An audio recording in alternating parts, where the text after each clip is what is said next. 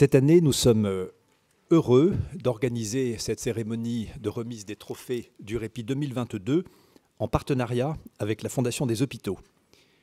Pourquoi la Fondation des Hôpitaux? Parce que depuis de nombreuses années, sous la présidence de Bernadette Chirac, à présent de Brigitte Macron, la Fondation est très engagée et résolument engagée auprès des familles, notamment d'enfants hospitalisés, mais aussi des personnes âgées, des soignants et des aidants. La Fondation des Hôpitaux est mobilisée, aux côtés de la Fondation France Répit, dans la réalisation d'une maison de répit en Île-de-France, et plus largement dans le soutien apporté aux projets de répit et de soutien aux aidants sur l'ensemble du territoire. Nous allons procéder de la façon suivante. Dans un premier temps, Laure de la Cotardière, qui coordonne le congrès à mes côtés pour la Fondation France Répit, et Marie-Pierre Guelfi, qui est directrice des projets à la Fondation des Hôpitaux, vont animer une séquence au cours de laquelle les projets finalistes vont vous être présentés par les porteurs de projets, dans un temps court, 4 minutes. Et je vous invite à bien les écouter pour ensuite, dans un second temps, voter pour le projet qui vous plaira le plus. On va, au cours de cette cérémonie, remettre 3 prix. Un prix de l'innovation qui a déjà été attribué par le jury, un grand prix du Répit 2022 qui a déjà été attribué par un jury aussi constitué avant le congrès, et puis le prix du public sur lequel vous aurez à voter avec vos téléphones portables, et ce sera la petite séquence de la fin de ces trophées. Les trophées seront remis en dernière partie de séquence par Anne Barrère, qui est la vice-présidente de la Fondation des Hôpitaux, et Christelle Gessler, qui est la présidente de la Fondation France Répit. Je laisse la parole dès à présent à Laure et à Marie-Pierre.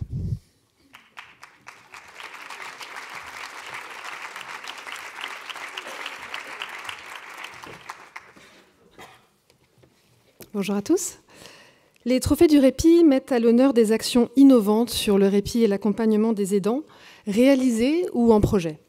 Nous avons souhaité, avec la Fondation des Hôpitaux, dédier plusieurs temps de valorisation et de promotion de nombreuses initiatives lors de ce 3e congrès francophone sur le répit. Alors voici comment nous avons procédé. Nous avons fait un appel à candidature il y a quelques mois. Une vingtaine de candidatures nous ont été adressées. Nombreux ont été éligibles et vous avez pu les retrouver sur l'espace d'exposition du congrès en salle haute depuis hier matin. Donc, après étude d'un jury composé spécialement pour les trophées, des membres du conseil scientifique du congrès et des représentants de la Fondation, 9 finalistes ont été sélectionnés. Parmi eux se trouvent les lauréats du Grand Prix du Répit et du Prix de l'Innovation. La remise de ces prix se fera en toute fin de séance. Alors, nous vous proposons à présent de procéder au prix du public. Et pour cela, d'écouter les finalistes qui vont venir tour à tour présenter leur projet en un temps limité de 4 minutes. Je serai intraitable. Chacun en s'aidant d'une présentation visuelle qu'ils nous ont confiée. Chaque projet porte un numéro. Vous comprendrez pourquoi quand je vous appellerai pour procéder à vos votes. À la fin de l'ensemble des présentations, pas tout de suite, nous remonterons sur scène, Marie-Pierre et moi, et nous vous demanderons de voter en envoyant un SMS au numéro avec le numéro de votre projet préféré depuis votre portable, sur un numéro de téléphone qui sera affiché sur l'écran. On y reviendra après les présentations des différents projets. Donc pour commencer, nous appelons sur scène le projet Journée itinérante sur le Rhône, porté par APF France Handicap. Je vous arrêterai à 3h30, je vous ferai un petit signe.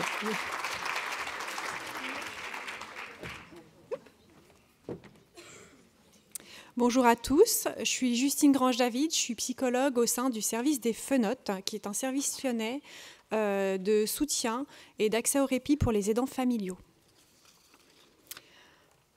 Alors, nous sommes partis d'un constat qu'on fait depuis déjà quelques temps, c'est qu'un grand nombre d'aidants restent très très isolés, et ce particulièrement en milieu rural. Un grand nombre des aidants qu'on peut accompagner ou avoir en ligne nous disent « c'est chouette ce que vous proposez », mais nous, on a besoin de quelque chose plus près de chez nous, plus près de notre territoire, parce qu'on a déjà beaucoup de contraintes.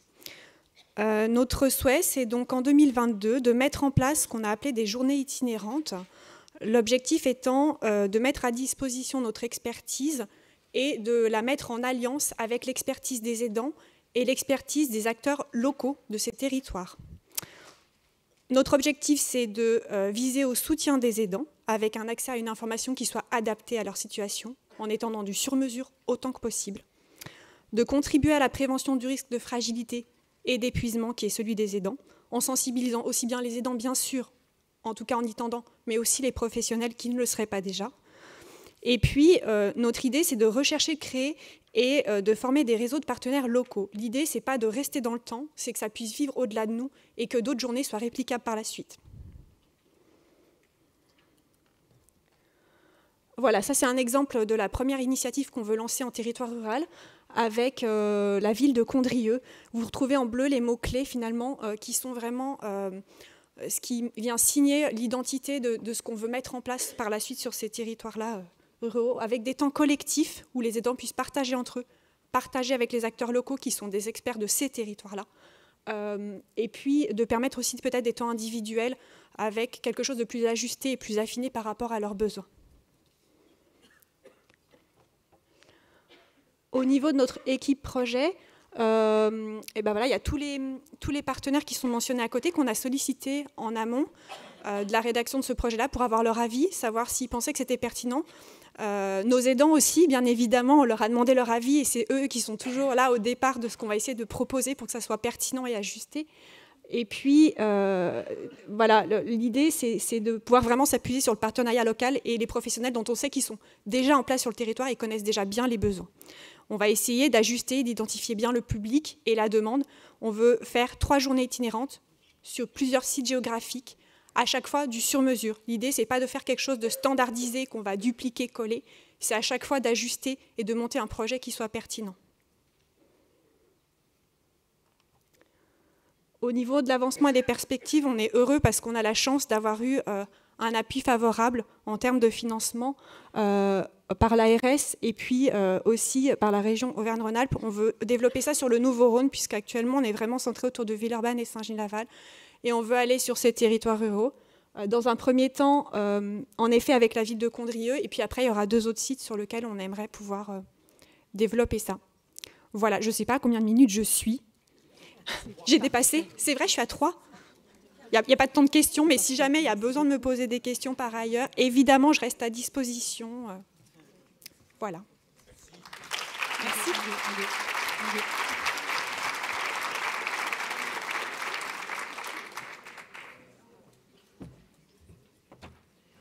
J'appelle maintenant le projet Médiation du conflit au répit, porté par le Centre de la famille et de la médiation, et Françoise Duchâteau.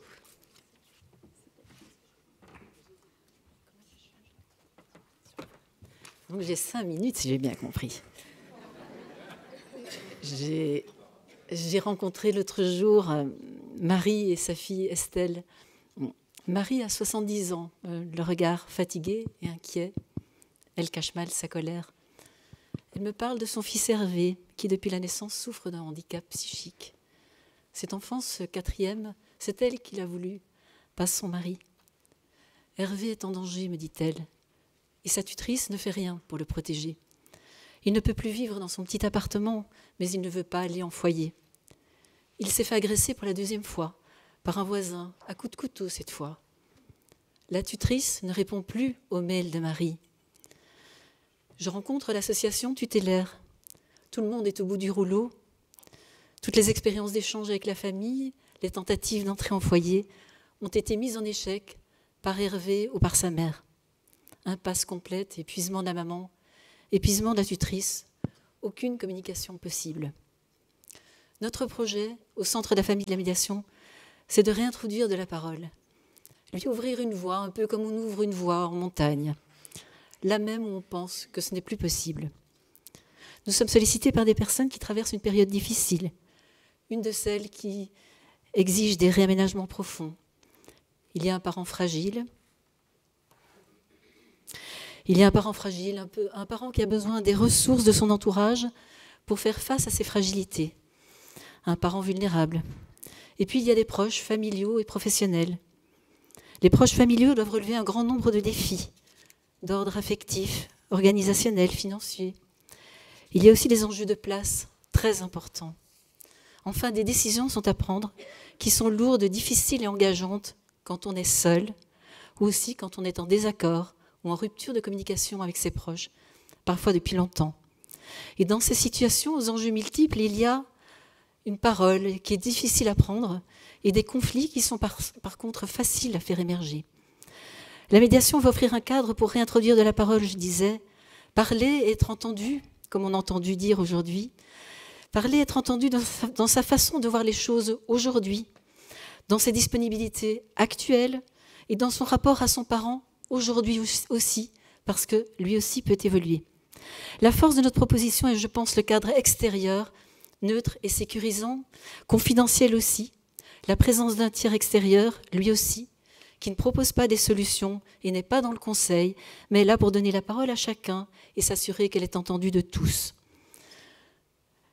Les bénéfices pour le proche aidant, pour ne parler que de lui, c'est de sortir d'une situation de solitude, d'incompréhension ou de conflit pesante, de lui apporter du soutien et le relais dont il a besoin pour investir d'autres espaces que celui de la relation d'aide, de pouvoir partager l'aventure de l'accompagnement avec d'autres, se reposer avec d'autres et s'ouvrir à de nouveaux horizons.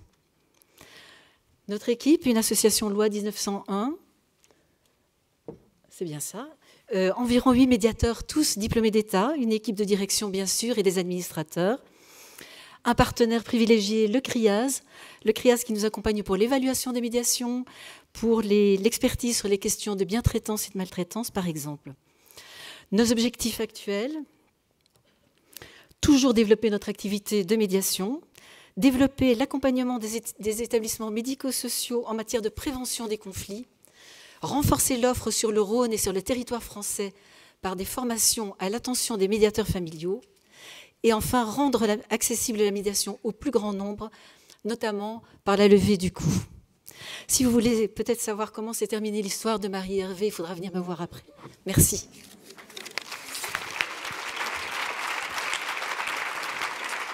Merci beaucoup.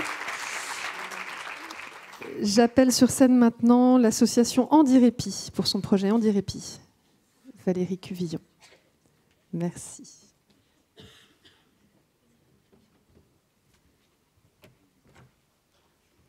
Bonjour à tous. Je vais vous présenter notre association et puis notre parcours. 6 ans déjà que nous travaillons ensemble. 6 ans où uniquement des bénévoles, nous nous retrouvons pour essayer d'accompagner sur notre territoire rural de la COR, donc de la communauté de l'Est rhodanien, des familles ayant des enfants en situation de handicap. Donc notre parcours est un parcours qui a débuté à titre personnel, puisque nous nous sommes retrouvés au niveau de ma famille avec un enfant autiste, lourdement handicapé, et nous avons dû faire appel à des bénévoles pour nous aider à continuer, pour nous aider peut-être même à survivre. Et cet enfant étant décédé d'une crise d'épilepsie, j'ai voulu absolument continuer cette chaîne de solidarité, parce que sans les bénévoles qui nous ont assistés pour nous aider avec Antoine, je pense que notre famille aurait tout simplement explosé. Enfin, en tout cas, ça n'aurait pas été possible pour nous de continuer. Les bénévoles qui s'étaient occupés d'Antoine se sont mobilisés. Ils sont venus tout de suite à mon appel, et à ce moment-là, c'est nous qui nous sommes tournés vers les autres. Donc, au niveau des particularités de notre association, nous intervenons avec 2 bénévoles dans chaque famille, et en termes de particularité, toujours, je m'excuse pour la répétition, nous intervenons de façon très régulière, c'est-à-dire toutes les semaines, environ 1h30 à 2h, pour pouvoir non seulement apporter du répit aux familles, mais également rompre l'isolement de ces familles.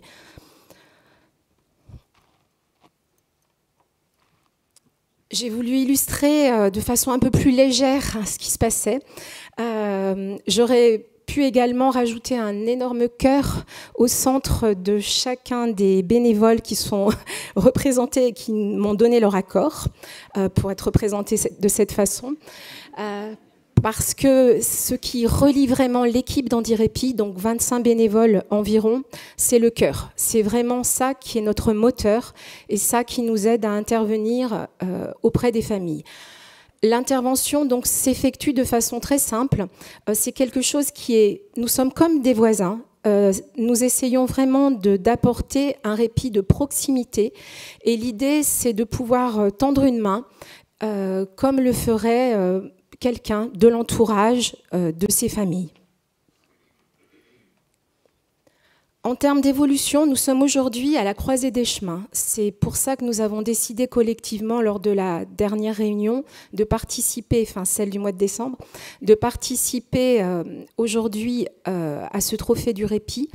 Notre structure est maintenant, entre guillemets, bien rodée. Nous sommes reconnus d'intérêt général. Nous avons accompagné environ une trentaine d'enfants.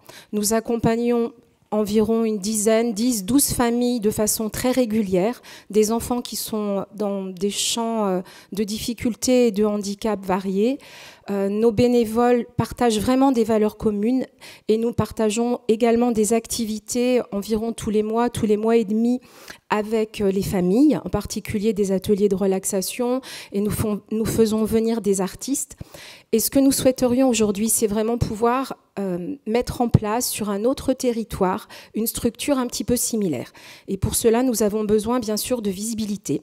C'est pour ça que nous entre guillemets, exposons un petit peu aujourd'hui à votre regard.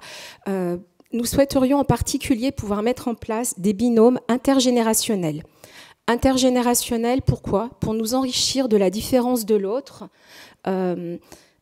C'est-à-dire là, par exemple, on peut voir un petit peu sur la photo, c'était notre dernier atelier, l'atelier de Noël, où il y avait à la fois des jeunes de la MFR de l'Arbrel, qui sont à côté de chez nous, dans le Rhône, qui nous ont proposé, pour mener à bien leur projet de bac professionnel, de venir proposer cet atelier. Et nous avons trouvé cet échange, ce partage sur un autre registre entre des personnes, donc parmi nos bénévoles qui sont généralement des retraités, pas que, mais essentiellement, et des jeunes... ça les fait rire, et des jeunes étudiantes de pouvoir nous enrichir de nos différences. Juste pour terminer, je voulais dire que notre principal indicateur, pour voir la suite, notre indicateur d'évaluation, eh bien, ce sont les familles qui nous le donnent à travers les témoignages qu'ils ont pu nous manifester. En particulier, si vous avez encore quelques minutes, vous pourrez lire les témoignages sur notre affiche à la sortie. Merci.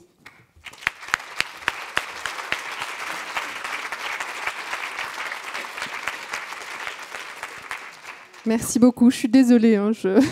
Il faut que vous puissiez avoir tous le même temps de parole. Vos projets sont tous extra. J'appelle maintenant le laboratoire du répit et leur projet, les bobos à la ferme. Élodie d'Andrea et Louis de Ransart.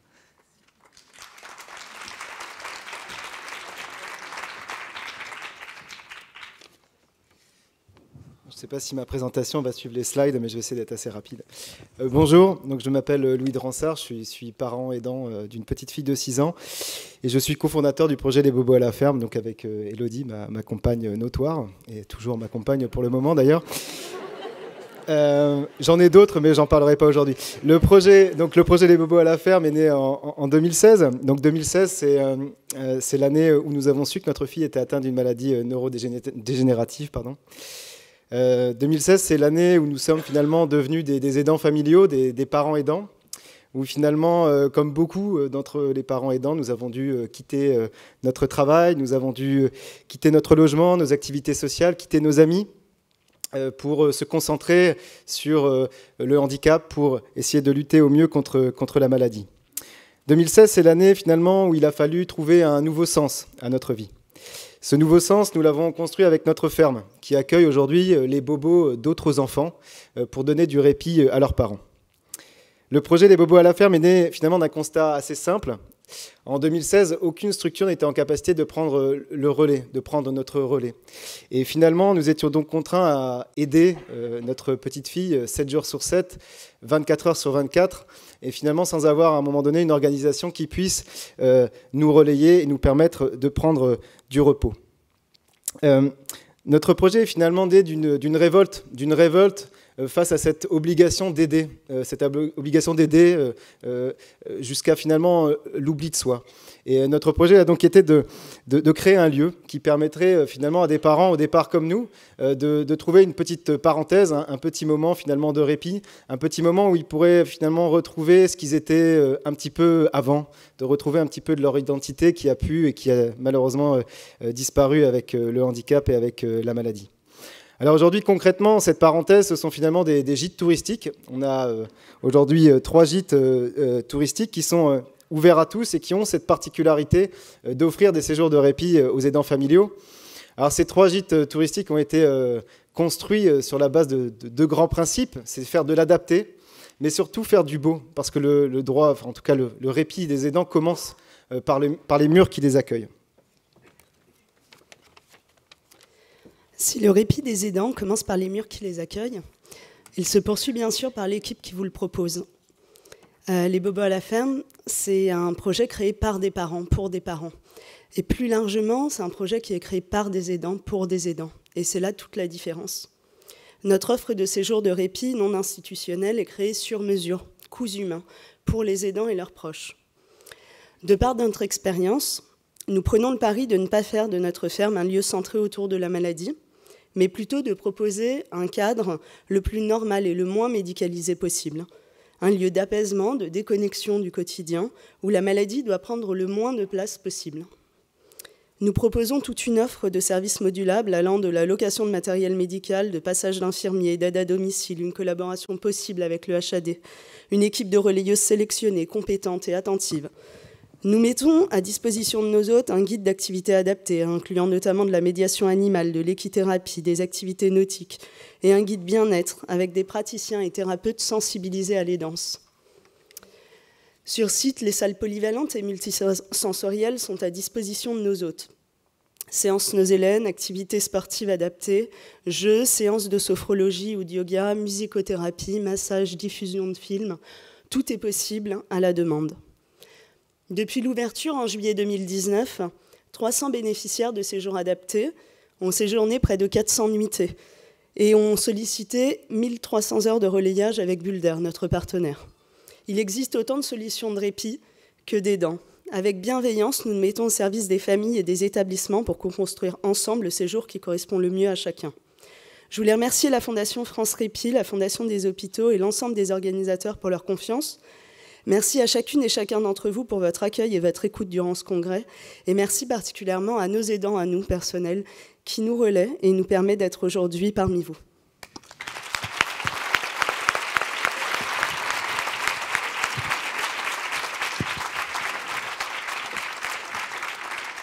Merci beaucoup à tous les deux. J'appelle maintenant l'association Vercors Terre de Répit pour son projet Vercors Terre de Répit. Véronique Bailly.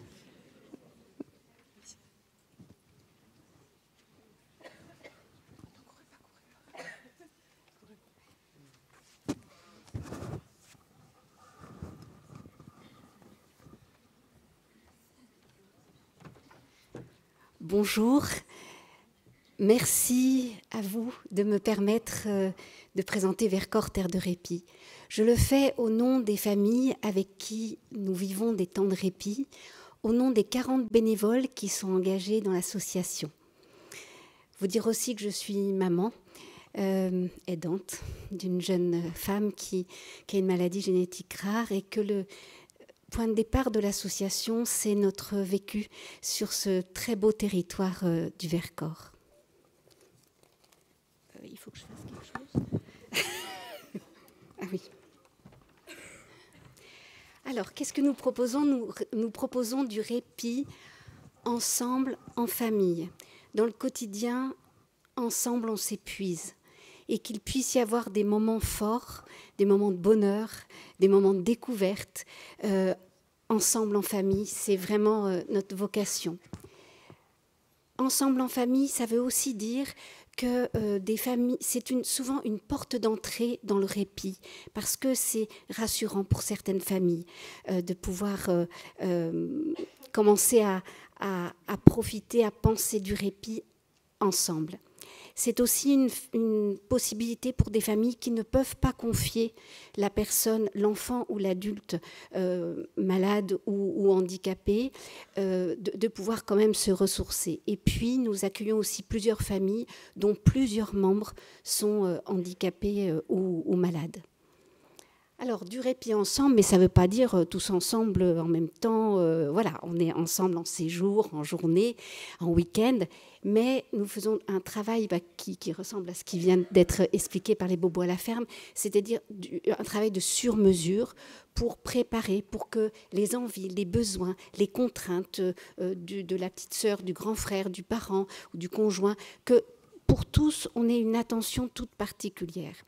Et le répit sur mesure, ça veut dire aussi que soit les familles souhaitent être avec d'autres familles, et c'est la plupart du temps ce qui se passe, soit il est important qu'elles soient accueillies toutes seules. C'est aussi de savoir si elles souhaitent ou est-ce que c'est possible de pouvoir relayer pendant un séjour, par exemple, les parents sur un temps donné. Alors, le troisième point important, c'est que nous accueillons tout type de familles qui sont confrontées à tout type de handicap et nous faisons tout pour que l'accès administratif, financier soit le plus léger possible. Toutes les activités du répit sont gratuites, c'est-à-dire qu'on va chercher de l'argent pour que ça permette la gratuité. Et surtout parce que les 40 bénévoles peuvent accompagner, vivre ces temps de répit. Alors, souvent, les images disent plus que les mots. Comment est-ce qu'on peut être ensemble en montagne quand il y a des personnes handicapées ? Eh bien, vous voyez la Joëlette, qui est vraiment l'emblème de notre association. Cette Joëlette qui est une sorte de chaise à porteur avec une roue en dessous et un moteur, de façon à ce qu'aussi pour les familles qui veulent ensuite, en autonomie, partir en montagne, que ça soit possible. Donc voilà, on peut partir dans un lieu tous ensemble, certains en Joëlette, d'autres bras dessus, bras dessous, d'autres en courant, voilà. Pour l'hiver, il y a 10 jours, il y avait un séjour et vous voyez, là, c'est les poulkas qui permettent d'aller profiter de la neige. Il y a aussi un lugiglas pour la patinoire. Et puis, il y a aussi le fait qu'il y a une grande richesse d'intervenants, de professionnels sur le Vercors et on fait appel à eux. Donc là, il y a une clown musicienne avec qui on vit des moments formidables, vous voyez au centre. Mais il y a aussi des animateurs de grands jeux, des personnes qui sont des professionnels de la montagne. Et je voudrais insister sur cette image de convivialité. Souvent, on prend 1 kilo après les séjours parce qu'on aime bien manger ensemble des bonnes choses. Là, on est sur la terrasse d'un refuge de montagne. Alors, quel est... Ah, alors, voilà. Bon. Ah, ça, pourtant, j'ai répété 50 fois. Mais, bon, les bénévoles... vous voyez des jeunes, des plus âgés, des personnes qui viennent de tous horizons, certains qui sont concernés familialement par le handicap, d'autres pas du tout.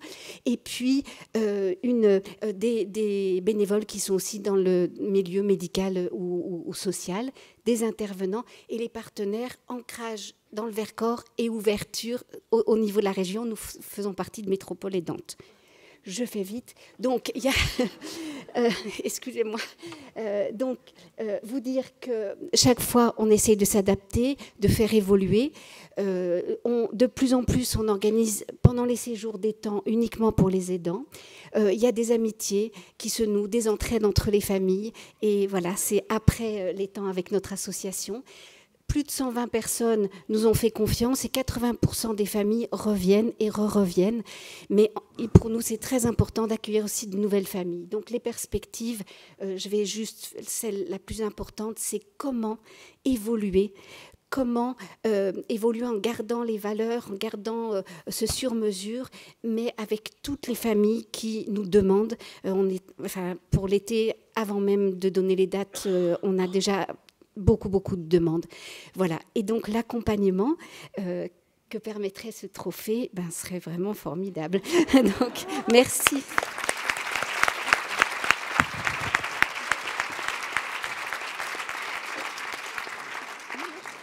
Tout va bien.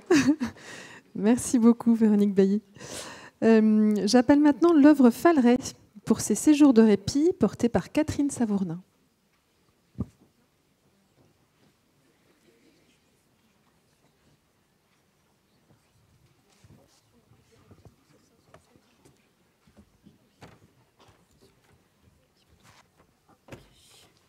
Bonjour, j'ai l'impression d'être un peu une candidate qui cherche du parrainage, donc c'est un peu surprenant comme situation. Donc rapidement, l'œuvre Falleret, en fait, c'est une vieille dame fringante qui a 180 ans et on accompagne essentiellement des personnes qui ont des troubles ou des maladies psychiques ou des grandes difficultés psychosociales. Et donc, à l'intérieur de cette association, qui regroupe quand même maintenant 600 salariés, et on accompagne 4000 personnes, on a développé et on développe encore tout ce qui est l'aide aux aidants. Et alors, je suis contente parce que quand même, je me rends compte que tout ce que vous nous avez dit de faire depuis hier, eh ben, on le fait. Parce que nous, on propose effectivement une rupture de la solitude, on travaille sur l'estime de soi de l'aidant, on travaille sur son ressourcement, on propose en fait aussi tout ce qui est détente corporelle et psychologique, et on a 2 formules pour cela. Alors, juste une petite aparté quand même, les aidants en santé mentale ont la particularité tout de même de souffrir d'une double peine, je vais dire, c'est-à-dire que la stigmatisation des maladies mentales rejaillit sur les aidants. C'est-à-dire qu'aujourd'hui, vous pouvez dire que votre père est Alzheimer, vous pouvez commencer à dire que votre fils est autiste. Essayez de dire que votre fils est schizophrène, et je parle en connaissance de cause, c'est très difficile. Donc, on travaille sur 2 formules, et la première, c'est les aidants uniquement. Et on essaye vraiment, comme tous, de faire du sur-mesure. C'est-à-dire qu'on a un triptyque de la formation, de la détente physique et psychique, et puis, bien sûr, tout ce qui est loisirs.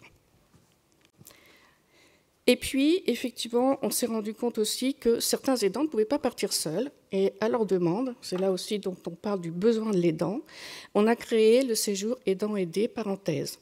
Alors, ce n'est pas une garderie. Ce n'est pas d'un côté les aidants et de l'autre les aidés. Simplement, on permet à l'aidant de vraiment se reposer la tête sereine parce qu'une équipe de 4 professionnels en santé mentale s'occupe de groupes des personnes aux souffrances psychiques. Donc chacun fait ses activités. En fait, ce sont les mêmes. Ça va être comme celle de répit, par exemple, beaucoup de tai chi, de shiatsu, de connexion à la nature. On va au bord de mer. Mais simplement, de 10h à 19h, chacun vit ses propres vacances. Et le soir, on se retrouve et on a des tas de souvenirs à évoquer. Et j'ai la bouche super sèche. Je ne sais pas si vous arrivez à m'entendre. Je pensais qu'il y avait une petite bouteille d'eau, mais visiblement, c'est pour les VIP. Donc, j'aurais dû boire avant.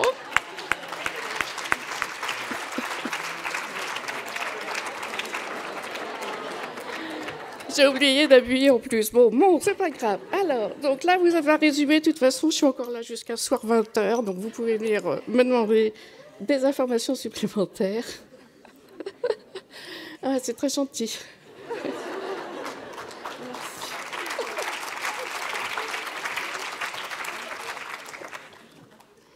Donc, je vous ai fait un résumé rapide. Alors, je vais à l'envers. Non, c'est bien. Alors, voilà. Donc, l'équipe projet. C'est simple, on est assez nombreux quand même, surtout sur place. On a 7 personnes, dont moi-même qui suis la directrice des séjours. Et puis, on a des professionnels en tai chi, des animateurs, parce que je ne vous ai pas parlé de la formation, mais c'est vrai que nous, on travaille beaucoup sur l'estime de soi et puis surtout leur faire comprendre que derrière les dents, il y a une personne. Donc, on leur donne des outils. Il y a la formation prospect, qui est animée par l'UNAFAM, parce qu'on a un partenariat avec l'UNAFAM. Et puis, on a aussi mieux communiquer pour coopérer, c'est-à-dire comment on peut avoir un dialogue apaisé avec ses proches. Et puis, la dernière, c'est gestion des émotions et du stress, que j'ai bientôt suivre.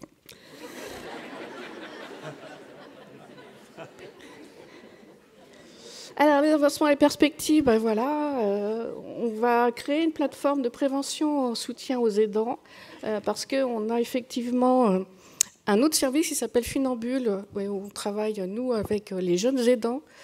Voilà, oui, vous nous connaissez. Ah, c'est fini déjà. Bon. Pour une fois que j'ai un micro, ça m'arrive rarement d'être comme ça dans la lumière. Donc bon. Eh bien, tant pis. Donc la suite, vous l'aurez une prochaine fois. On va décompter le temps de la boisson. Donc voilà, donc effectivement, comme je disais, ce qu'on aimerait, c'est pouvoir déjà, accueillir tout le monde, parce que je reçois de nombreux appels, et surtout en parenthèse, par exemple, j'ai une liste d'attente quand même, donc c'est triste de devoir refuser à des gens de prendre comme ça un temps de ressourcement. Et puis après, bon, je vais passer aussi dans les rangs pour faire la quête, parce qu'on est comme tout le monde, on a besoin de financement. Et puis on aimerait aussi créer des week-ends, on a énormément d'idées, et voilà. C'est fini. Bravo.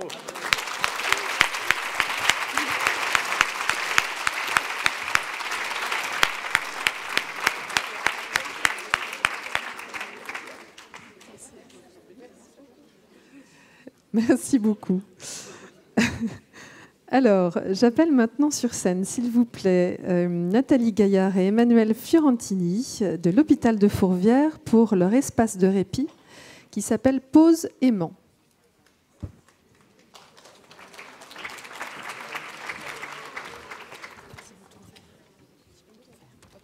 Merci. Eh ben, non, c'est bon.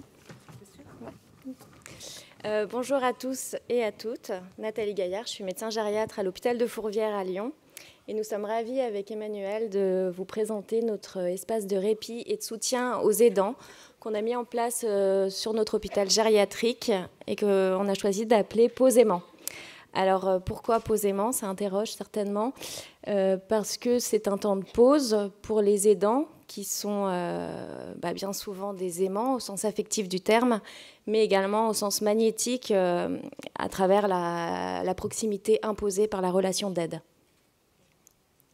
Alors l'espace Pause Aimant, c'est la création innovante d'un binôme médecin, conseillère conjugale et familiale au sein d'un hôpital gériatrique. C'est un lieu ressource à travers une consultation médicale et ou un espace écoute destiné à tous les aidants qui accompagnent une personne âgée, malade, qu'elle soit suivie ou non sur l'hôpital de Fourvière. Pour reprendre brièvement l'historique du projet, j'exerce depuis plus de 10 ans sur l'hôpital dans les services de médecine. Et dans ma pratique quotidienne, j'ai pu j'identifie tous les jours un vrai besoin d'écoute et d'accompagnement. Non, j'étais toujours là, c'est pas grave. Et un vrai besoin d'écoute des proches de mes patients, malheureusement. Dans les services, il est toujours difficile d'y répondre. Il y a trop peu de place ni de temps de leur accorder. Et c'est face à ce constat que j'ai voulu ouvrir une consultation d'aide aux aidants avec le soutien de mon institution. Et surtout aussi parce que je suis convaincue que les aidants tiennent un rôle essentiel auprès de nos patients et que de ce fait, il faut en prendre soin. Alors, en pratique, cette consultation, elle s'est vraiment construite sur le terrain. Je me suis appuyée des recommandations de la Haute Autorité de Santé qui ont été établies en 2010 dans le cadre du plan Alzheimer et surtout des connaissances que j'ai pu acquérir dans le cadre du DU de répit et auprès des rencontres que j'ai faites avec les aidants. En pratique, la consultation a lieu le mardi matin sur l'hôpital. C'est une consultation individuelle, relativement longue, avec un premier temps d'écoute et d'analyse de la situation, où je laisse l'aidant s'exprimer librement selon ce qu'il a à m'amener. Et s'ensuit ensuite un temps un peu plus cadré d'évaluation sur le plan médical, psychologique et social, visant à repérer d'éventuels signes d'épuisement physique et ou psychologique. J'identifie aussi avec l'aidant ces espaces ressources. À l'issue de la consultation, selon les besoins et les difficultés identifiées, différentes propositions peuvent être faites à l'aidant. Ça peut être du soutien individuel, je peux orienter notamment vers ma collègue Emmanuelle, ou du soutien collectif avec une orientation vers des partenaires externes comme France Alzheimer. Ça peut être une action directe aussi auprès de l'aidé que je peux orienter sur notre accueil de jour à l'hôpital de Fourvière, ou alors que je peux hospitaliser de façon plus ou moins urgente dans mon service si je sens que l'aidant est trop épuisé. Voilà. Enfin, un lien est fait systématiquement par courrier avec les partenaires qui interviennent autour du couple aidant-aidé, notamment le médecin traitant qui n'est pas toujours au courant du statut d'aidant de son patient et du risque d'épuisement encouru. Mais rapidement, j'ai ressenti le besoin de travailler de façon pluridisciplinaire, notamment face au fort besoin d'écoute des aidants. Et de là est né en septembre 2021, Posément, avec la création de l'espace écoute animé par Emmanuel, que je laisse se présenter. Bonjour, je suis Emmanuelle Fiorentini, je suis secrétaire médicale au service des consultations mémoire à l'hôpital de Fourvière et parallèlement j'exerce le métier de conseillère conjugale et familiale en libéral depuis 4 ans. Au sein des services consultation mémoire, donc j'accueille les patients et donc je peux voir, je peux écouter, je peux entendre les aidants exprimer leur sentiment de solitude, exprimer aussi le fait qu'ils se sentent démunis. J'accueille aussi parfois le débordement émotionnel et en tant que conseillère conjugale et familiale, je suis aussi formée à l'écoute et j'accompagne la parole et j'accompagne des couples et des familles dans leurs difficultés relationnelles et c'est la jonction de ce métier, de ces deux métiers qui m'a amenée donc à penser la création de cet espace Posément depuis septembre 2021. Donc c'est un espace écoute. Donc j'accueille des personnes en entretien individuel. Ce sont des entretiens qui sont gratuits et confidentiels. C'est un espace privilégié, c'est un espace pour accueillir la parole, c'est un espace pour exprimer les sentiments, les émotions. C'est un espace pour l'aidant et c'est un temps de pause aussi. Je crois que j'ai plus de temps.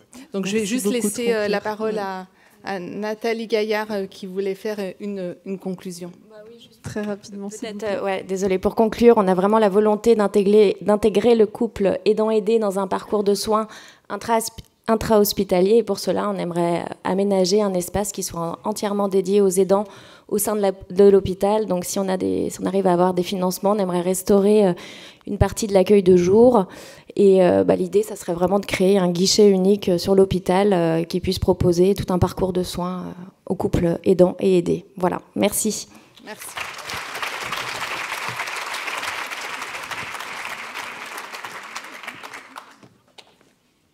Merci beaucoup à toutes les deux. J'appelle maintenant le centre d'addictologie de Roanne avec leur projet qui s'appelle Servez-moi du répit. Kim Bansillon et Christelle Lafuma, je vous invite à monter sur scène, s'il vous plaît. Merci.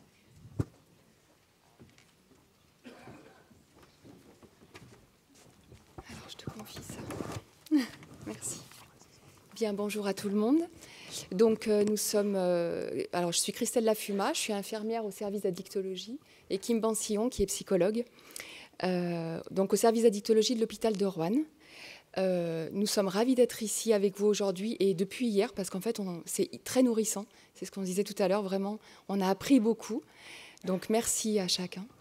Donc, voici la présentation de notre projet qui s'intitule « Servez-moi du répit ».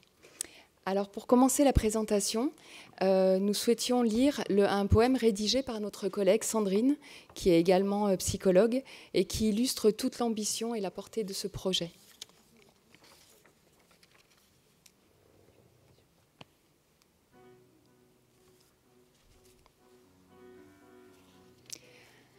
À côté, je suis celui-ci, je suis celle-là, celui sur qui on s'appuie quand ça ne va pas. On dit de moi que je suis courageux, et pourtant j'ai des larmes plein les yeux. Mon cœur bat fort dans ma poitrine, vous ne le voyez pas? Normal, je n'affiche que la vitrine. Mais dans l'arrière-boutique, il n'y a plus rien. J'attends juste peut-être que l'on me tende la main. Le masque, moi je le porte depuis longtemps, et je ne suis ni un chevalier, ni un d'Artagnan. Alors on me prénomme aidant. Moi je me dis surtout pour combien de temps. Je suis un homme, je suis une femme. Je suis à côté de celui qui fume, de celui qui boit, attendant l'incendie ou le raz de marée. L'insouciance, je ne sais plus ce que c'est. Je ne connais ce mot qu'à l'imparfait. Je conjugue désormais ma vie au présent anticipé. Aujourd'hui, un autre à emménager. Avec tout ça, je dois tenir le coup, ne pas sombrer, tenir debout. J'attends de voir le bout du tunnel. Peut-être qu'à moi aussi, un verre me donnerait des ailes. Avec ces histoires de crack, je me demande qui va craquer. Alors je prends mon anorak et je vais marcher. J'ai parfois pensé à une infidélité. Alors j'ai fouillé les placards, mais elle s'appelle THC. J'ai fini par le savoir. Aujourd'hui, je veux aller du côté de la vie et je demande un peu de répit.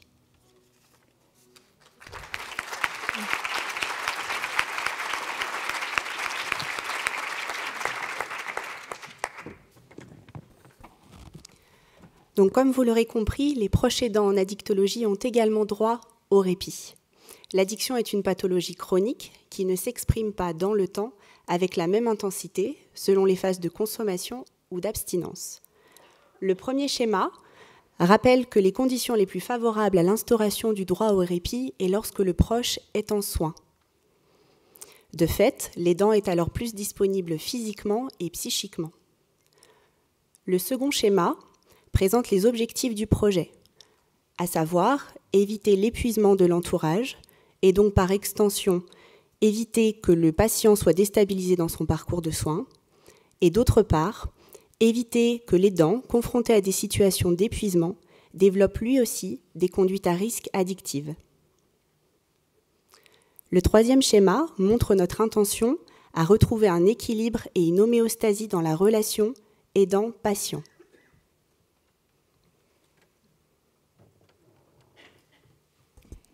Donc en fait, on a tenu à ce que notre équipe soit présente en photo. Donc voici l'équipe que nous représentons, spécialisée en addictologie, avec une préoccupation certaine pour les aidants. En témoigne notre cheminement au fil du temps.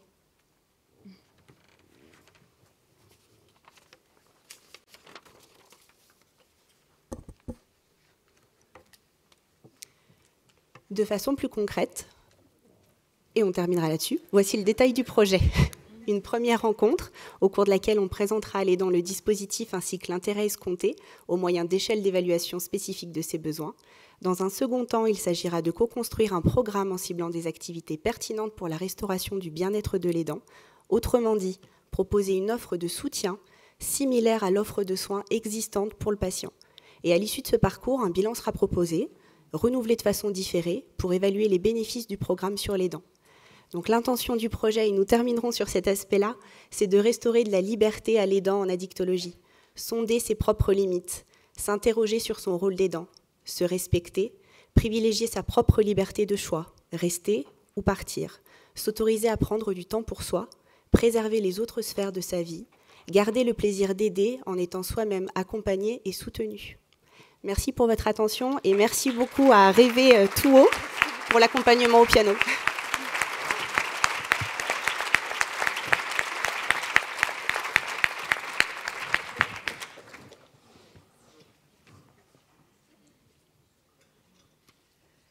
Merci beaucoup. J'appelle maintenant le projet Bulle d'air, porté par la Caisse centrale de la Mutualité sociale agricole et Laser Emploi, Sarah Benayoun et Émilie Boisseau.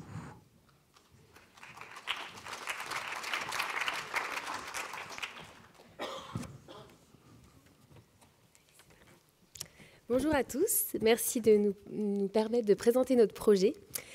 Je suis Émilie Boisseau, responsable de l'association Répit Bulle d'air Rhône-Alpes et je suis accompagnée de Sarah Benayoun qui est chargée de développement Bulle d'air au niveau national, au niveau de la Caisse centrale de la Mutualité sociale agricole. Donc, notre association a été créée initialement il y a 11 ans en Rhône-Alpes par la Mutualité sociale agricole. Donc, nous développons une solution de répit pour les aidants familiaux, de personnes âgées, d'adultes en situation de handicap et depuis 2 ans aussi auprès de parents d'enfants en situation de handicap. Donc, nous organisons des interventions à la carte ou sur mesure à domicile en général pour permettre à l'aidant de pouvoir s'accorder des moments de répit. Donc, on entend le répit selon un format ponctuel ou régulier. Et à la carte parce qu'on propose aux aidants d'utiliser notre service de façon soit ponctuelle, soit régulière, sur des demi-journées, des journées, des nuits, et parfois du 24 heures sur 24. Nous mobilisons en fait pour nos interventions des relayeurs, donc qui sont des professionnels, qui sont en général des soignants, qui peuvent être des moniteurs éducateurs, des EduxP, des personnes du milieu de l'aide à domicile ou même des aidants qui ont exercé en tant qu'aidants dans leur sphère personnelle et qui travaillent chez Bulder pour avoir un complément d'activité. Donc on s'adapte absolument en fonction de leur disponibilité, de leur volonté pour leur proposer des contrats de travail qui leur conviennent. Nous avons réussi en plus de 11 ans à développer pas mal d'aides financières permettant de réduire le reste à charge des familles, puisque vous connaissez bien le sujet, pour atteindre les aidants, il y a 2 freins principaux. Le frein psychologique des aidants à se faire aider, la culpabilité, le fait de se rendre indispensable auprès de son proche. Et un des autres freins que nous rencontrons beaucoup, c'est bien sûr le frein financier, c'est-à-dire le frein à pouvoir payer une intervention de relayage. Donc nous sommes aidés désormais par un certain nombre de partenaires pour pouvoir réduire la facture en fin de mois. C'est une vraie aubaine. Nous avons réussi aussi à développer un label qui garantit la qualité de notre service et nous avons ainsi pu essaimer notre service Bulder sur plusieurs autres départements. Et donc, voilà, en termes de couverture territoriale, vous pouvez voir qu'aujourd'hui, on a 15 services qui sont déployés, qui couvrent 25 départements en France. Donc, le premier service a été créé initialement en région Rhône-Alpes sur 3 départements historiques en 2011, l'Isère, la Savoie et la Haute-Savoie. Et puis, progressivement, c'est essaimé sur la région Rhône-Alpes et sur le territoire métropolitain via 2 appels à projets qui ont été portés par la Caisse centrale de la mutualité agricole et qui ont été relayés via les caisses locales de la MSA qui sont en charge d'identifier les porteurs de projets les plus adaptés, les plus pertinents pour pouvoir répondre aux besoins des aidants sur les territoires. Donc je ne vais pas citer tous les départements, mais vous voyez qu'on est présent dans plusieurs régions, en Hauts-de-France, en Normandie, en Bretagne, dans les Pays de la Loire, dans la Nouvelle-Aquitaine, en Occitanie, en région Rhône-Alpes évidemment, en PACA et en Corse. Du coup, lorsque nous développons un service Bulder sur un département, nous démarrons toujours avec une personne qui est responsable de secteur, c'est-à-dire qui s'occupe de réaliser les évaluations à domicile, et d'une assistante administrative. Au niveau de Rhône-Alpes, donc je suis la responsable de l'association, mais je suis entourée par 5 responsables de secteur et 2 assistantes administratives. Et nous sommes épaulés par la Caisse centrale MSA, qui du coup est tête de réseau pour coordonner, animer le réseau Bulder au niveau national, qui nous permet d'échanger nos pratiques et voilà, d'être soutenus d'un point de vue national. Nous avons aussi développé un partenariat national avec l'Alliance professionnelle qui regroupe 6 caisses de retraite complémentaires avec qui nous travaillons beaucoup. Et bien sûr, nous avons un ensemble de partenariats locaux avec plusieurs partenaires. Voilà. Et pour terminer du coup sur l'avancement et les perspectives, aujourd'hui, comme on l'a dit, on a 15 services qui couvrent 25 départements. En 2021, on a réalisé plus de 187 000 heures d'intervention et on a accompagné plus de 870 familles. Aujourd'hui, on est aussi en train de mener une étude d'impact et d'évaluation pour pouvoir mettre en avant la plus-value du dispositif et ajuster aussi le modèle pour pouvoir mieux répondre à la pluralité des besoins des aidants. Et on souhaite évidemment s'inscrire dans une stratégie d'essaimage sur les territoires pour couvrir davantage de territoires et puis pouvoir répondre aux besoins sur les territoires. Donc voilà, si vous êtes porteur de projet et intéressé par Bulder, n'hésitez pas à nous parler, Émilie, moi-même, ou à vous rapprocher de votre caisse de MSA locale. Et puis allez aussi sur le site Répit Bulder, vous avez toutes les informations sur le dispositif et vous pourrez aussi trouver des vidéos qui sont très parlantes et plus parlantes que nos mots sans doute.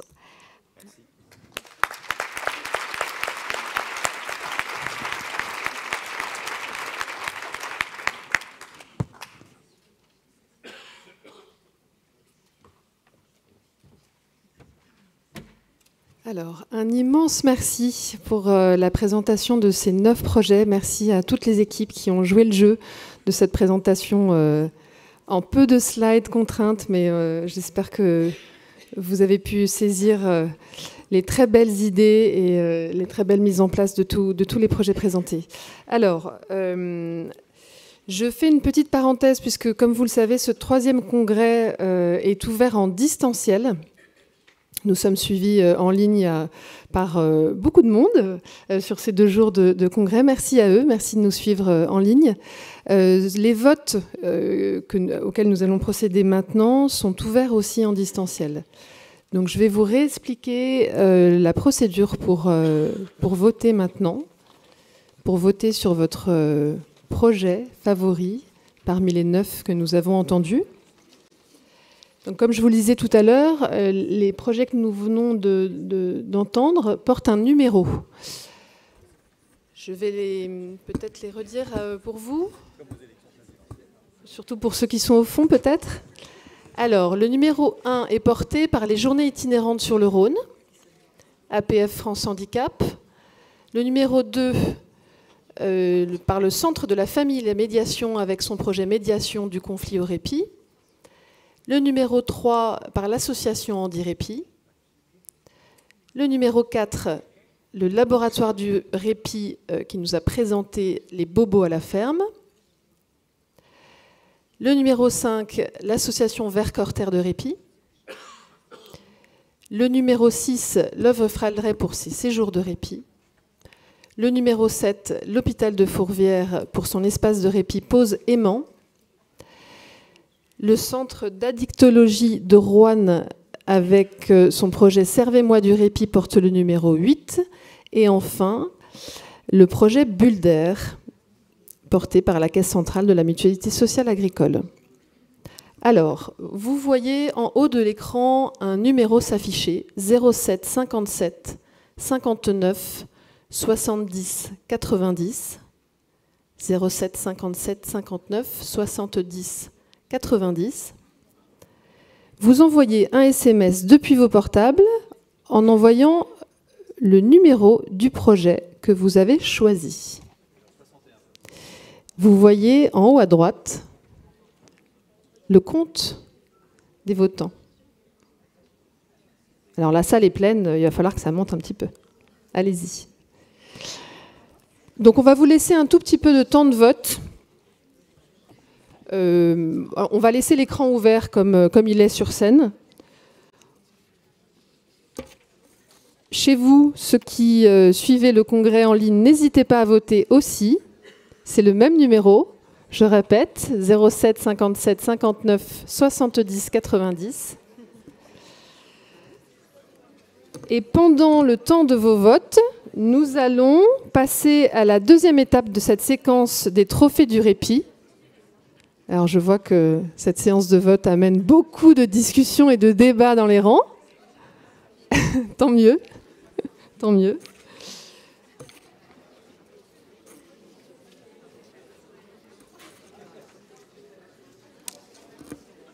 Hop.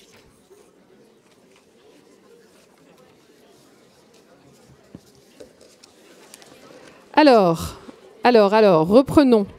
Nous allons remettre le Grand Prix du répit et le prix de l'innovation. J'appelle sur scène, s'il vous plaît, Christelle Gessler, présidente de la Fondation France Répit. Et Anne Barrère, vice-présidente de la Fondation des hôpitaux.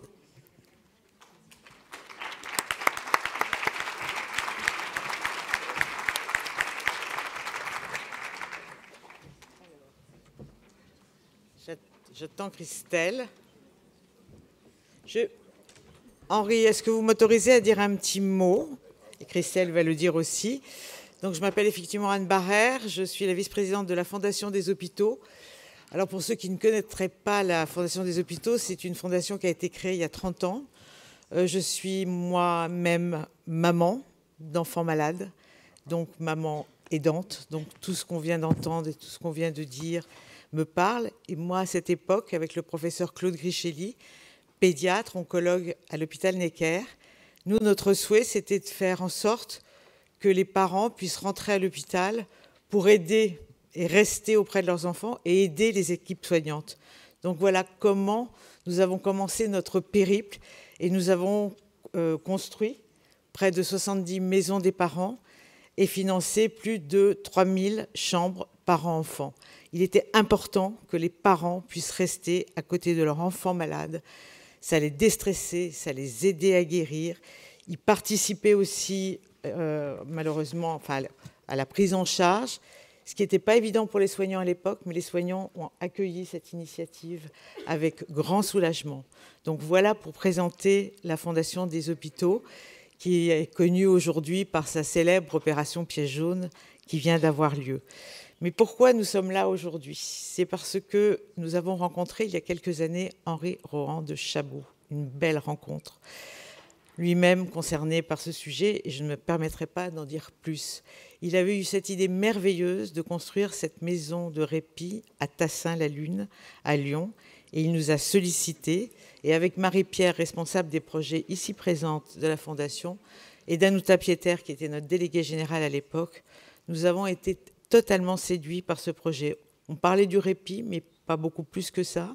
Et il a eu cette idée extraordinaire de développer cette maison, évidemment de vouloir en faire une autre. Et donc, il nous a sollicités. Par ailleurs, c'est comme ça que nous sommes arrivés dans les trophées. Moi, je voulais vous dire à tous que je viens d'entendre. Je suis par ailleurs journaliste.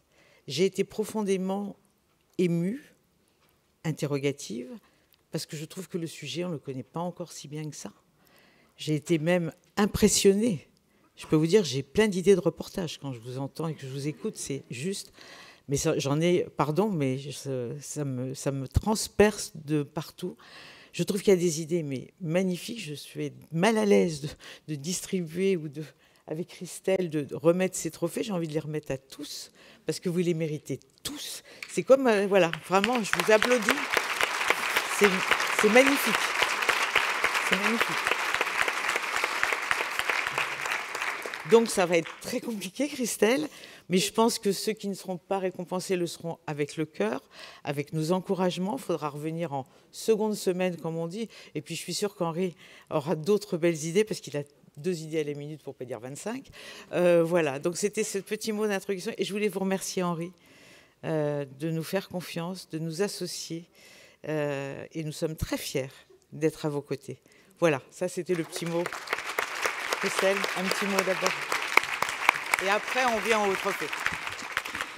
Eh bien, moi, je voulais remercier la Fondation des hôpitaux et Anne Barrère, qui la représente aujourd'hui, d'avoir eu la sagesse de faire de ces bénéficiaires non seulement les patients, non seulement les soignants, mais aussi les aidants, parce que les aidants font effectivement partie du parcours, de soins, voilà, des pathologies. Et c'est vraiment très important qu'aujourd'hui, selon le grand principe qui dit que qui veut aller loin doit ménager sa monture, eh bien, il est important aujourd'hui que soit reconnu l'aidant comme un élément à part entière du parcours de soins des patients et des personnes atteintes de pathologies, surtout chroniques. C'est vrai qu'on a vu de très très beaux projets. Ça va être très difficile, mais bon, on a une dure tâche. On va tâcher de s'en acquitter avec votre soutien. Enfin, vous avez été nombreux à voter, hein, je crois, hein, enfin pour le prix de tout à l'heure. Donc voilà, moi je vous propose, Anne, que nous procédions. Alors voilà, la dure tâche. Je vais donc les appeler. Donc c'est le centre de Roanne d'addictologie qui a donc le prix de l'innovation, qui est ex aequo. Mais ça, je laisserai. Qui est ex aequo. Oui, il est ex aequo, pardon, avec l'hôpital de Fourvière, donc pour le prix de l'innovation. Donc le docteur Gaillard. Alors, merci. On va vous demander donc le centre. Donc, servez-moi du répit. On va vous demander de monter. Et l'hôpital de Fourvière, montez tout. Allez, puisque vous êtes ex aequo, on ne va pas faire de... Venez, venez. Osez. Alors, mettez-vous à côté. Voilà, donc merci. Alors bon, moi j'ai des petites notes, mais je ne vais pas les respecter d'abord parce que vous avez dit franchement l'essentiel, mais en ce qui concerne l'addictologie, hein, on est d'accord, c'est à vous que je m'adresse.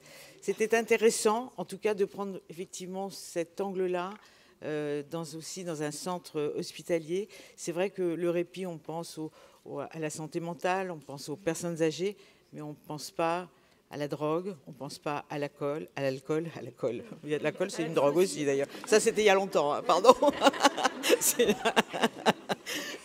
Mais c'est vrai que le conjoint ou le parent ou les enfants deviennent des aidants, pour ne pas dire des victimes. C'est très, très compliqué. Et franchement, c'est une très belle idée que de les accompagner et d'avoir ouvert ce centre d'écoute et de prise en charge. Voilà. Bravo. Si vous voulez dire un petit mot.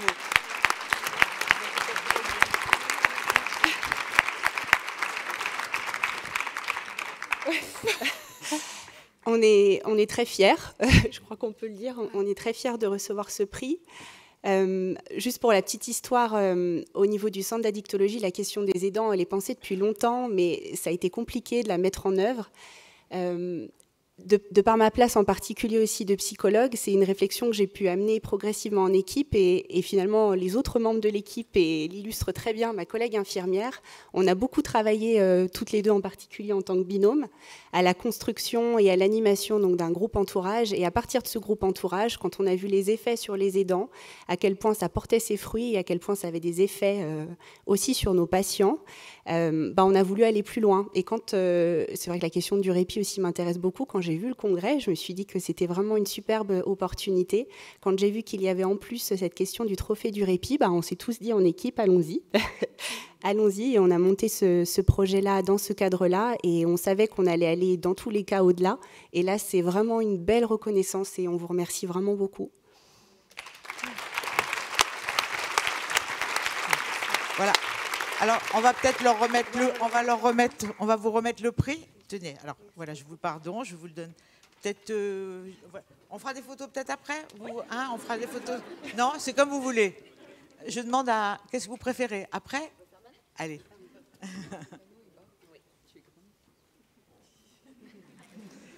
C'est important, hein. C'est important la photo. Voilà, merci. Christelle. Alors, moi, j'ai pris quelques notes pendant votre petite présentation et j'ai noté le nombre de fois que vous avez prononcé le mot « écoute ».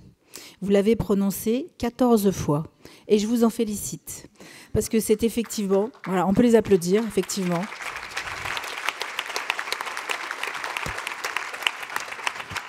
Je crois que la base de l'aidance, effectivement, c'est l'écoute, c'est l'empathie, et c'est vraiment très important que vous l'ayez noté.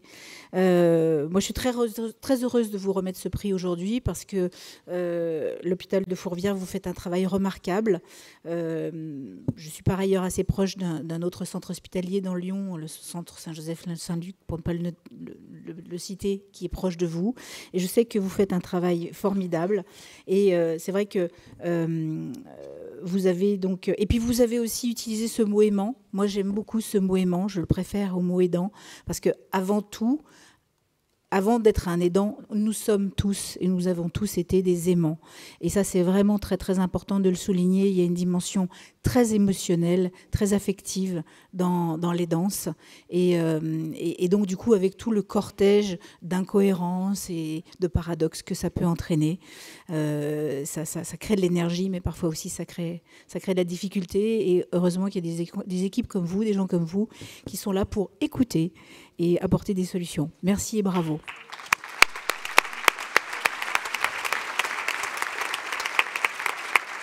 Il faut leur remettre le prix. Alors, je vais vous remettre votre prix. Voilà.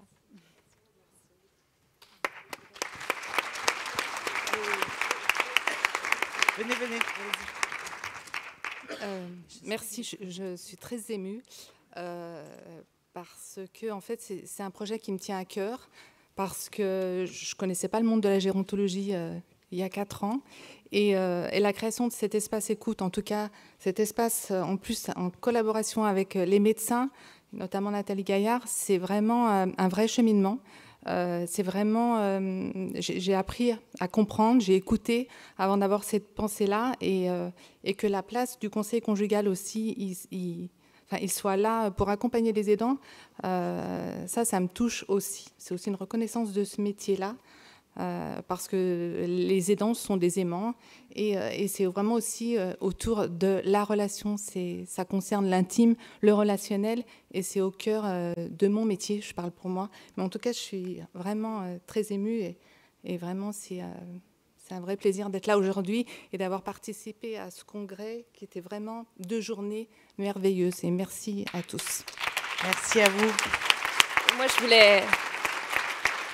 voulais juste féliciter les autres porteurs de projets parce que je pense qu'on aurait dû tous mériter un prix. Mais je suis vraiment ravie. Merci beaucoup, vraiment. Et merci à vous aussi parce que sans le DU, je ne serais pas là, je crois. Et ça m'a confortée dans ce que je ressentais au fond de moi et dans... Voilà, ça me rassure. Voilà, je ne sais même pas quoi dire. Mais voilà, merci beaucoup.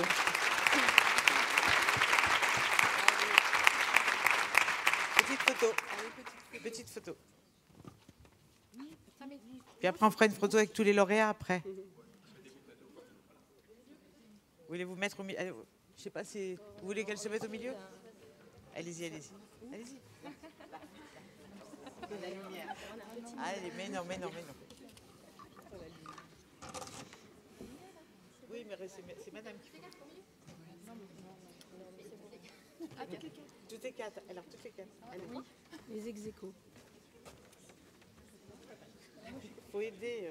Voilà, c'est madame qui faut regarder, c'est pas moi. J'ai pas d'appareil. Alors, j'appelle... Pardon, je ne veux pas vous empêcher d'applaudir, bien au contraire. J'appelle... nous allons remettre donc le prix, le grand prix donc, de ce congrès, et j'appelle donc l'association Bulder.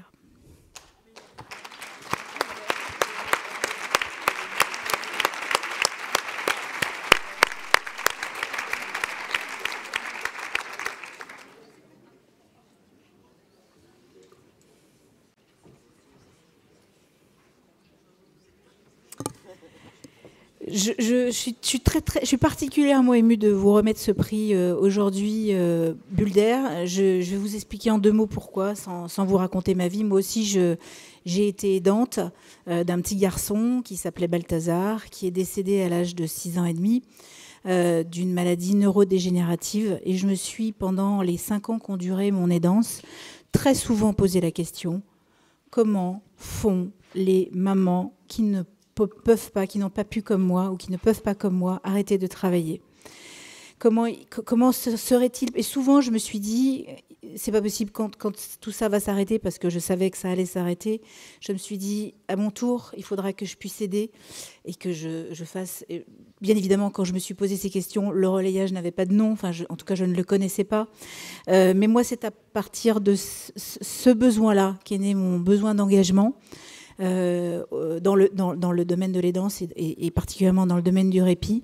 Et donc, je ne peux que vous féliciter vraiment de façon très appuyée sur vos initiatives. Vraiment, ce que vous faites, c'est formidable. Et j'aurais tellement aimé pouvoir avoir des gens comme vous dans mon entourage à l'époque, que je ne suis que... Voilà, je ne peux qu'être ravie qu'aujourd'hui, d'autres puissent en profiter. Et je tiens vraiment à vous remercier et à vous encourager.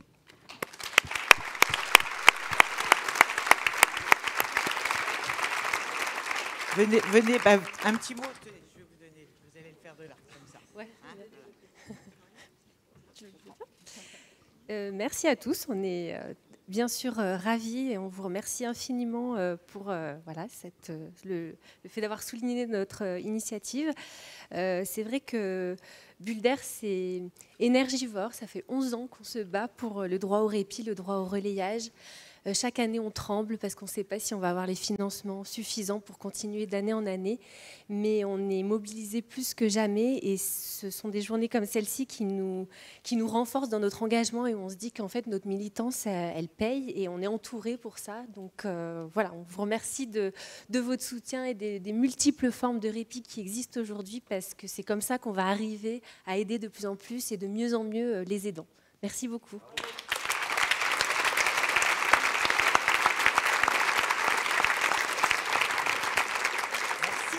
Je préfère le micro-main, c'est plus simple. Alors, le coup de cœur du jury, le gros coup de cœur du jury.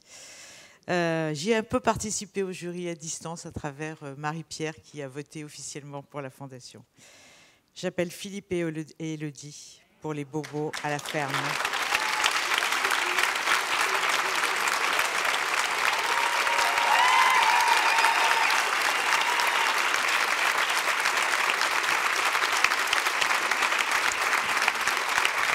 Venez, venez, venez, venez. Approchez, approchez. Approchez. Alors, vous méritez. Ah ben, ne pleurez pas. Vous avez raison.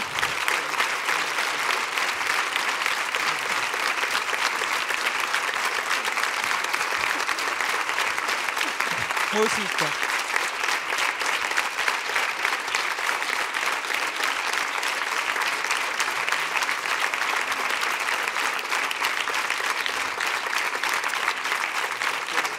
Oh, Élodie, là, ça va être difficile, hein.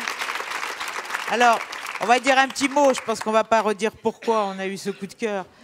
Mais comment vous dire notre émotion, quand vous dites qu'en 2016, votre vie s'est arrêtée, que vous ne saviez pas quoi faire. Je sais tellement de quoi vous avez parlé. Et vous avez su, et je pense qu'on est nombreux à savoir transformer le malheur en petit bonheur du quotidien pour soi et pour les autres. Et votre initiative, elle est à 2 titres extraordinaires. Un, j'imagine que ça vous aide aussi au quotidien. Vous aidez les autres, mais vous avez décidé de le faire dans un cadre, je n'ai pas envie de dire bucolique, mais sortir de l'hôpital, sortir du soin, sortir de cette tension, sortir de ce stress, montrer autre chose. En gros, vivre. Vivre la vie à tous les deux. Vous êtes vraiment... Enfin, voilà. Je pense que la réaction de la salle en dit très long sur ce que vous avez fait tous les deux, sur ce beau parcours. Il faut qu'on vous encourage parce que ça ne doit pas être facile tous les jours. Il faut continuer, malheureusement. Il ne faut pas s'arrêter. Hein. Donc voilà, au nom de nos fonds, on vous remet ce prix. Mais vraiment, je pense qu'on peut les réapplaudir. Ils sont formidables.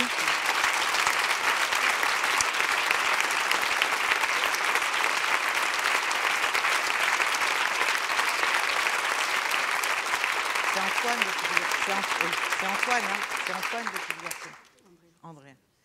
Bon, alors pour Andrea, les parents vont dire un petit mot. Élodie d'abord. Alors, ce prix, déjà, je vous en remercie énormément. Je reprends un petit peu mon souffle. Je veux le dédier aux familles, en fait, parce qu'il y a des familles qui ont... je pense qu'on n'est pas tous armés de la même manière pour la résilience, mais... je pense que la maladie et le handicap accentuent les inégalités sociales, culturelles, et que finalement, elle en laisse beaucoup sur le côté. Et j'ai été particulièrement impressionnée par tous les projets qui ont été présentés, et toujours avec une particularité pour ceux qui sont portés par les familles, par les bénévoles, parce que je sais ce qu'on peut traverser au quotidien et l'effort que ça demande. C'est pas un travail, c'est pas 35 heures par semaine, et l'abnégation quotidienne et tenir sur le long terme, c'est loin d'être facile.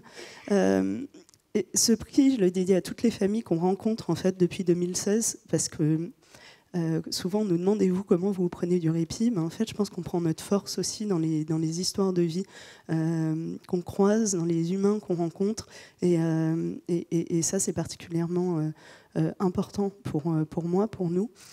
Je voulais aussi dire que Andrea va pas très bien. Et là, on était en train de coordonner le SAMU pour venir la chercher à la maison. Je dis pas du tout ça pour nous faire plaindre. Je dis juste que c'est quelque chose. En fait, ça s'arrête jamais. C'est un truc. Tu penses que tu vas faire 2 jours et qu'il va y avoir une pause, mais en fait, rien ne s'arrête. Il y a des hospitalisations d'urgence tout le temps, il y a des trucs à bout sur un fil tout le temps.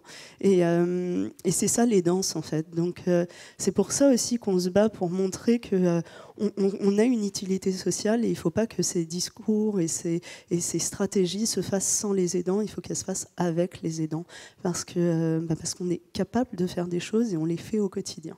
Donc voilà, merci beaucoup, beaucoup pour cette visibilité.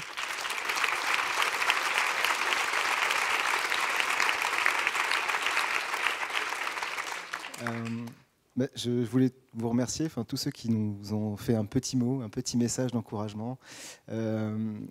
En fait, c'est vrai que quand on est au quotidien dans les danses et dans ce projet, parfois on perd un peu le sens. En tout cas, on fatigue quand même assez vite. Et c'est vrai qu'on ne fait pas beaucoup de congrès. Personnellement, je n'ai pas trop l'occasion de sortir de la ferme, mais c'est vrai que ça fait du bien finalement de sortir, d'être aidé aussi et de pouvoir finalement avoir des retours d'autres aidants, de professionnels qui s'intéressent et qui nous disent qu'effectivement c'est la bonne voie, en tout cas c'est l'une des bonnes voies parce qu'il y en a de multiples. Et effectivement, quelque chose qui moi me tient beaucoup à cœur, c'est qu'il y a une énergie chez beaucoup de parents aidants qui nécessiterait finalement peu de choses pour les accompagner à concrétiser aussi des initiatives et qui seraient aussi, je pense, tout à fait utiles et qui pourraient être en tout cas en complémentarité avec des initiatives très institutionnelles. Et je pense véritablement que là-dessus, il y a un sujet de pouvoir porter finalement cette expérience des parents aidants à une expertise, à une professionnalisation et finalement permettre à certains parents de pouvoir faire bénéficier de manière professionnalisée leur expérience vis-à-vis d'autres parents et d'autres aidants. Je voudrais aussi me remercier finalement tous les bénévoles qui nous accompagnent tous les jours parce que c'est vrai que cette ferme, on a mis beaucoup de temps à la rénover. Moi, j'étais pas trop là-dedans et il y a beaucoup de gens qui m'ont aidé avec leur truelle, leur perceuse pour essayer de faire quelque chose de correct pour les familles et de faire du beau. Parce qu'effectivement, nous, on voulait faire quelque chose qui soit quand même joli pour que en tout cas, ça enclenche un certain mouvement de répit. Et effectivement, tous ces bénévoles qui, depuis 6 ans, finalement, m'accompagnent au quotidien dans la réalisation de ces gîtes, c'est quelque chose d'essentiel. Moi, ça m'a fait tenir. C'est-à-dire qu'il y a eu l'énergie, un peu du désespoir quand on vous annonce qu'effectivement, votre vie va être tout à fait différente. Et ensuite, vous avez des gens qui vont vous étayer cette énergie et qui vont permettre finalement qu'elle se pérennise. Et vous en faites aussi partie. Je veux dire que moi, ça me fait du bien, enfin, c'est très personnel, mais tout du moins pour ce genre de projets qui sont très familiaux, finalement très personnels, d'avoir finalement cet étayage juste individuel des bénévoles, de la famille et de gens comme vous qui nous disent juste c'est bien, il faut continuer, c'est quelque chose d'utile et qui pourrait être utile pour moi et pour peut-être ma condition d'aidant. Voilà, donc vraiment merci, moi ça me touche beaucoup. Je remercie surtout, et encore, et c'est mon dernier mot, notre fille. En fait, notre fille, elle est polyhandicapée. Notre fille, effectivement, voilà, elle ne dira pas grand-chose, elle ne vous dira jamais grand-chose. Mais en tout cas, elle a beaucoup d'énergie, elle a beaucoup de ressources, elle a beaucoup de joie. Et pour le coup, c'est quelque chose qu'on ne souligne pas suffisamment, mais ce petit être qui évolue dans son fauteuil depuis maintenant 6 ans a généré autour de lui beaucoup de choses, a construit beaucoup. Et je pense que voilà, ça peut être finalement un message à d'autres parents et à d'autres enfants qui sont dans cette situation.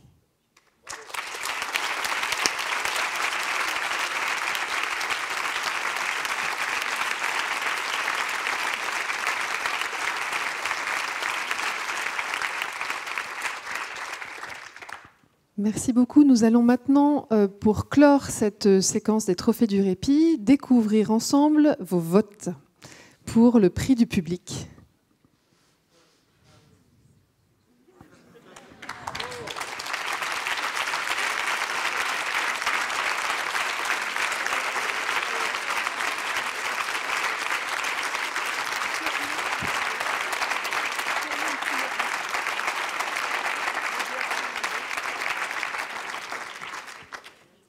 Bravo, une nouvelle fois.